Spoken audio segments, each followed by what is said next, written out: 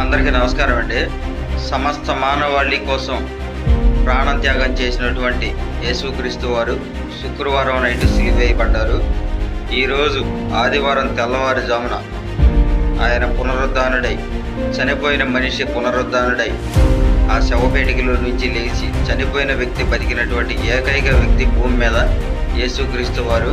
ఆయన సమస్తాన్ని జయించి, చావును కూడా జయించి, మరణం అనేటువంటి ముళ్ళుని విరిచి ఆయన చరిత్రలో కొత్త శకానికి నాంది పలికారు.